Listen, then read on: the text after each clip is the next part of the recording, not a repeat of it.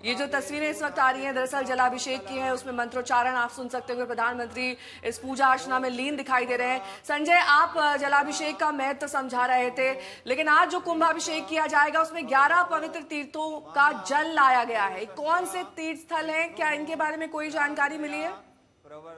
इसमें तीनों समुद्रों के जल हैं। इसके अलावा गंगा, सिंधु, गोदावरी ऐसी जो पवित्र नदियां हैं उनका जल यहाँ पर लाया गया है। क्योंकि शिव को गंगा जल विशेष प्रिय है, तो गंगोत्री से गंगा जल लाया गया। जैसा कि हमारे सूत्रों ने बताया है कि गंगोत्री में सबसे विशुद्ध गंगा जल है, तो गंगोत्री से, गोमुख से गंगा जल लाया गया है। इसके अलावा जहां जहां नदियों के उद्गम स्थल हैं उन्हें सबसे पवित्र माना जाता है। जहां से नदियां होती हैं, गोदावरी है, यमुना है, इन सब के पवित्र जल हैं। इसके अलावा समुद्र का जल है, और ये 11 तीर्थों के पवित्र जल के साथ शिव का अभिषेक किया जाएगा, यानी कुंभाभिषेक।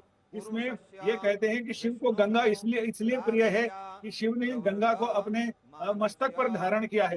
एक तो शिव को शीतलता प्रदान करती है गंगा, दूसरा शिव की जटाओं से निकलने के कारण उसका अमृतत्व और ज्यादा बढ़ जाता है। क्योंकि गंगा के बारे में कहते हैं कि वो पहले तो ब्रह्मा के कमंडल में थी, ब्रह्मा के कमंडल से विष्णु के चरणों तक आई, और विष्णु के चरणों के नख से निकली गंगा, और इसीलिए विष्णु पथगा उसे कहा जाता है। और विष्णु के चरणों से निकलने के बाद शिव ने उन्हें अपनी जटा में धारण किया, क्योंकि ऋषि भागीरथ, राजर्षि भागीरथ ने उनके लिए तपस्या की और अपने पुरखों के उद्धार के लिए, क्योंकि कपिल मुनि के शाप से वो सब भस्मीभूत हो गए थे, तो उनके शाप के उद्धार के लिए फिर ये कहा गया कि जब तक शिव उसे धारण नहीं करेंगे तो पृथ्वी तो रसातल में चली जाएगी। गंगा इतनी वेग से स्वर्ग से नीचे उतरेगी, इसलिए गंगा को त्रिपथ गंगा कहते हैं। एक तो स्वर्ग में बहने वाली गंगा है, दूसरी धरती पर है, और तीसरी रसातल में बहने वाली गंगा है। तो ये त्रिपथ गंगा यहाँ जब पहुंची है तो शिव के जटा में होने के कारण यामिकोंगिरि संतास्ते विवर्गतवे शिवांगेरि त्रतां कुर्माय गोसेहि पुरुखं जगता शिवेन च त्वा गिरिशाचा वदामसि तथा नः सर्वमिज्झागादय स्मगो सुमनाशता अद्योचदयुक्ता प्रथमो दैवो भिककाहि च सर्वाञ्जं भयं सर्वाच्च धातु धान्यो ये पराशिष्ट शान्तिर्भवतु अमृताभिषेकोस्तु हर हर महादेवा। ओम पय पृथिव्यां पयोखदे गोपयो दिव्यन्तरिक्षे पयोधा आचमनीयं समर्पयामि दधिष्णानं स्वस्य वादिनः सुरभिनो मुखाकर्षण आयुगुफितारिखत शम्भ सदाशिवाय नमः रुद्राय नमः दधिष्णानं समर्पयामि। ओम मधुवातारितायते मधुक्षरन्ति सिन्धवः यो निरिन्द्राय त्वा जुष्टतमं शर्करास्नानान्ते शुद्धोदकस्नानम् आचमनीयं समर्पयामि। ओम नमस्ते रुद्रमन्यौतोतैखवे नमः बाहुभ्यामुतते नमः जाते रुद्रशिवा तनूरघोरा पापकाशिनी तया नत्तन्वा सन्तमया गिरिशन्ता विजाकसेः यामिकोङ्गिरिशन्तास्ते बिभर्गतवे शिवाङ्गेरि त्रतां कुर्माय गोसेः पुरुखं जगता शिवेन च त्वा गिरिशाचा वदामसि तथा नः सर्वमिज्झागादय स्मगो सुमनाशता अद्योचदयुक्ता प्रथमो दैवो भिककाहि च सर्वाञ्जं भयं सर्वाच्च धातु धान्यो। संजय भी हमारे साथ, हमारे सहयोगी जुड़े हुए हैं। संजय, अभिषेक चल रहा है जल से, शहद से, दही से, दूध से, तो ये क्या पंचाभिषेक और कुंभाभिषेक क्या इसके बाद होगा या यही है? प्लीज वो भी बताएं। दरअसल कुंभाभिषेक शिखर पर किया जाएगा और उसके लिए अलग प्रक्रिया है संजय, और वो प्रक्रिया दरअसल हमारे दर्शकों को समझाइए कि कितनी वो अलग होने वाली है और क्या वो कभी देखी गई है इस तरह की कुंभाभिषेक प्रक्रिया पहले?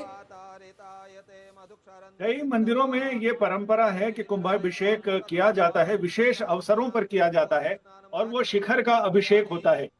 तो ऐसे में शिखर को सबसे पवित्र मानते हैं कि अगर आपने किसी भी देव मंदिर में शिखर और वहां लहराती हुई ध्वजा के दर्शन कर लिए तो आपको उतना ही पुण्य मिलता है जितना अंदर जाकर अपने इष्ट देवता के दर्शन का पुण्य मिलता है। तो आप दूर से शिखर का दर्शन करें तो वो भी उतना ही पुण्यप्रद होता है। इसलिए शिखर को, मंदिर के ऊपर जो शिखर है, शिखर के ऊपर कलश होता है, कलश के ऊपर कमल के फूल होते हैं, कमल के फूल के डिजाइन बने होते हैं, और उसके ऊपर ध्वजा होती है। वो ध्वजा अपने आप में वो धर्म ध्वजा है, और वो ध्वजा अपने आप में बहुत सारा संदेश देती है कि इस ध्वजा के नीचे आप निर्भय हैं, आप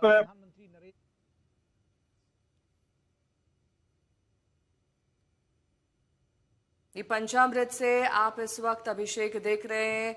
जो स्वरूपात्मक शिवलिंग है उस पर प्रधानमंत्री जल, दूध, दही, शहद, घी और चीनी से अभिषेक करते हुए और इसके बाद अलग अलग विधि विधान जो भी वहां पर मौजूद पंडित उन्हें बता रहे हैं उसको प्रधानमंत्री पूरे विधि विधान से वहां पर करते हुए। संजय मेरे सहयोगी जुड़े हुए हैं। संजय, देखिए, इस गर्भगृह की भी विशेष महत्वता है। इस गर्भगृह तक कोई नहीं पहुंच पाता है, कितना भी विशिष्ट अतिथि क्यों ना हो, लेकिन क्योंकि ये मंदिर समुद्र तट पर बसा हुआ है, यहां तक कि समुद्र की लहरें तक ये कहा जाता है कि गर्भगृह तक नहीं पहुंच सकती, चाहे ज्वार भाटा ही क्यों ना आ रहा। क्योंकि ये मंदिर ऊंचाई पर है, मंदिर ऊंचाई पर है और समुद्र वहां से नीचे है। तो पहले भी मंदिर ऊंचाई पर ही बना हुआ था। जिस समय महमूद गजनवी ने यहाँ आक्रमण किए तब भी ये मंदिर वैसा ही ऊंचाई पर था। तो ऊंचाई पर है, वहां आप खड़े होंगे तो वहां आपको समुद्र दिखाई पड़ेगा। इसलिए ज्वार भाटा के समुद्र भी अगर 1 मीटर भी ऊंचा होता है, 1 मीटर तो बहुत बड़ी बात हो गई, अगर ऊंची लहरें भी उठती हैं तब भी वो मंदिर तक नहीं पहुंच पाती हैं। क्योंकि और मंदिर की जो समुद्र की गर्जना है वो भी मंदिर तक सुनाई नहीं पड़ती है। मंदिर से आप बाहर निकलेंगे तो समुद्र की गर्जना आपको सुनाई पड़ेगी। तो ये वहां का वैचित्र भी है और वहां की खासियत भी है। और दूसरी, पहले तो शिव जी का पंचामृत से अभिषेक किया जा रहा है। ये 5 तरह के अमृत हमारे शास्त्रों में बताए गए हैं जो हमारे शरीर को, तन और मन को पुष्ट करते हैं। जिसमें गाय का दूध है, गाय के दूध से बना हुआ दही है और गाय के दूध के दही से बना हुआ घृत है, और इसके अलावा शहद है और शर्करा है। ये हमारे शरीर को ऊर्जा देते हैं, हमारे शरीर को पुष्टि देते हैं, अमृतत्व प्रदान करते हैं। तो इसलिए इसे अमृत कहा गया है। तो पंच अमृत का अभिषेक विशेष पुण्यप्रद माना जाता है जब आप अपने इष्ट देव का पंचामृत से अभिषेक करते हैं। इसके बाद जब ये पूजा संपन्न होगी, इसके बाद मुख्य पूजा होगी जिसमें कुंभाभिषेक होगा। और कलश से बड़े पात्र को कुंभ कहते हैं, और कुंभ एक राशि भी है, और कुंभ एक मतलब पवित्रता का उद्भव, पवित्रता बताने वाला शब्द है। तो वो कुंभ, और कुंभ से ही शब्द बना, जो कुंभ बनाए वो कुंभकार यानी कुम्हार।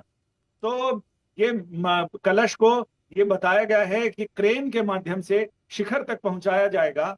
और जैसा कि आपने अयोध्या में ध्वजारोहण देखा था, धर्म ध्वजा की स्थापना जब हुई थी अयोध्या में श्री राम मंदिर पे, तो रामलला के मंदिर पे, वैसे ही उनको क्रेन के माध्यम से कलश को वहां भेजा जाएगा। और वहां जाने के बाद कलश वहां से अभिषेक करेगा, यानी धीरे धीरे टेढ़ा होगा और शिखर के ऊपर जलधारा बहेगी और वो जलधारा नीचे तक आएगी। तो ये कार्यक्रम है, और ये बहुत ही खास अवसरों पर ये कुंभाभिषेक यानी जो शिखर का अभिषेक है वो किया जाता है। हालांकि जैन आगमों में ये परंपरा काफी है, जिसमें एक तो महामस्तकाभिषेक होता है जैन आगमों में, जैसे कि भगवान बाहुबली का महामस्तकाभिषेक हर 12 साल पर होता है। तो ऐसे उसमें परंपरा है, और सनातन परंपरा भी है जिसमें अभिषेक के साथ विशेष अवसरों पर मंदिर के शिखरों का विशिष्ट अभिषेक किया जाता है, जिसे शिखर कुंभाभिषेक कहते हैं। और ये एक विशेष मुहूर्त में ही होता है, तो कितने बजे, क्या कोई मुहूर्त तय है कुंभाभिषेक के लिए?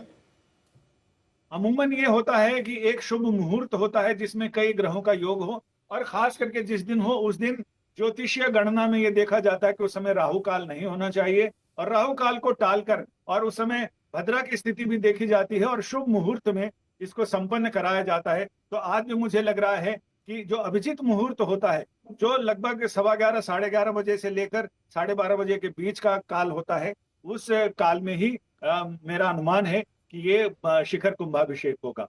इसके अलावा ये कहा जाता है कि इससे ऊर्जा और सकारात्मकता मिलती है, और आज क्योंकि पहली बार इस तरह का आयोजन वहां पर कुंभाभिषेक का हो रहा है, इस पावन अमृत महोत्सव पर जाहिर तौर पर लोगों में काफी कौतूहल होगा कि आखिरकार इसकी प्रक्रिया क्या रहने वाली है। यही सबसे ज्यादा दिलचस्प आज रहने वाला है। इसकी प्रक्रिया ये रहेगी कि जो पवित्र तीर्थों का जल है, 11 तीर्थों का, उसे एक कुंभ में रखा जाएगा। और मुझे ऐसा लग रहा है कि या तो ये मिश्रित धातु का कुंभ होगा, और उसे क्रेन की मदद से, या फिर तांबे का कुंभ हो सकता है, और उसे एक मिश्रित धातु का होने से उसका असर और ज्यादा बढ़ जाता है, जिसमें पंच धातु या अष्ट धातु उसके कलश होते हैं। तो उस कुंभ को फिर क्रेन के माध्यम से, जल पूरित कलश को ऊपर क्रेन के माध्यम से भेजा जाएगा, और वहां जाकर वो धीरे धीरे टिल्ट होता हुआ और अभिषेक करेगा।